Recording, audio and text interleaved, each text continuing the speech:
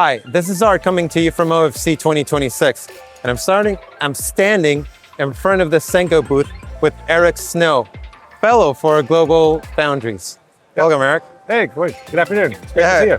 No, thank you for being here, and thank you for agreeing to do this interview. And for my pleasure. I'm really excited to share all the cool innovations we have here. Yes.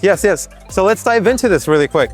So, Eric, when we're talking about coupling light into the PIC, what problems are we trying to solve at the moment? This is a big problem in the photonics industry that like the traditional electronics industry doesn't face. If you look at things like your USB connector, as long as you get that thing in there, it's like half a millimeter off, it all still works. Yes. But when you're trying to get light into this PIC, you really have to have sub-micron accuracy. So you really need precision optics to get the light exactly in the right spot, get the shape of the beam perfect so that the light doesn't get reflected and things like that. So like losing light is a huge problem in the industry, and some of the innovations that Senko are bringing are really helping to get the coupling really precise and enable the exciting detachable solution for co-packaged optics. Detachability is like a big thing. So how is it detachability playing a bigger role compared to the previous attach methods that were in place? Great question. Like the traditional way that all these optical networks are built is with pluggable optics. So you make a module where you have fixed fibers attached into that module, but then that slips into a socket on your switch, and then it communicates to the backplane that way.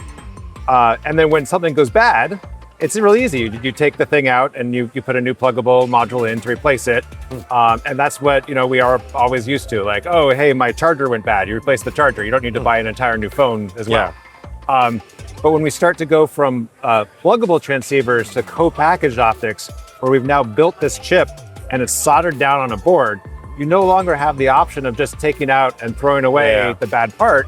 And so you really need to make sure that everything is good when they go onto that board, and that things that happen downstream don't affect that. So if you're building your system, or it's running and there's some maintenance and some guy sneezes and breaks a fiber, if you don't have a detachable system, you've just created like $100,000 of stuff just by like breaking one fiber, because you don't have a system to go replace that.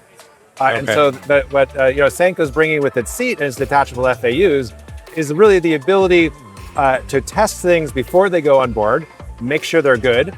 Goes on board, you have that socket, and then downstream you can remove and disconnect that, remove and put back the fiber, and enable that optical system to be built and serviceable throughout its life cycle. Oh, as PIC complexity continues to grow, do you see more as like detachable coupling becoming more of a standard in wafer level testing rather than a nice to have?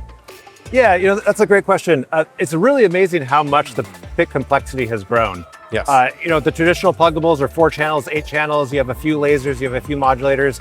When we start looking at the co-packaged optics technology, the number of channels is exploding. We end up with thousands of elements on every single PIC, and each one of those is a point of failure.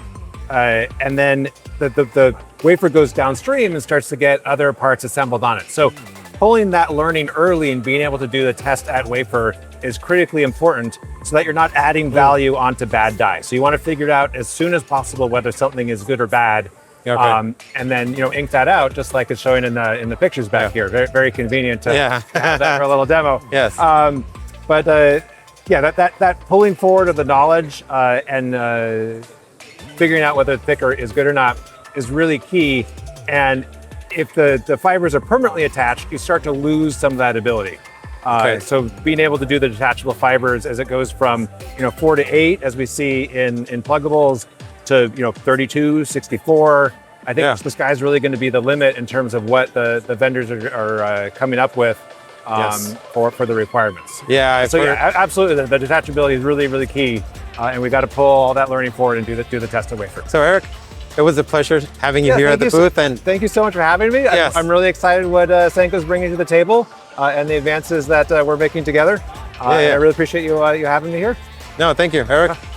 Pleasure. Yeah, pleasure. So everyone watching, Eric Snow, fellow for GlobalFoundries, and Art here with Senko at the Senko booth from OFC. Thank you for watching.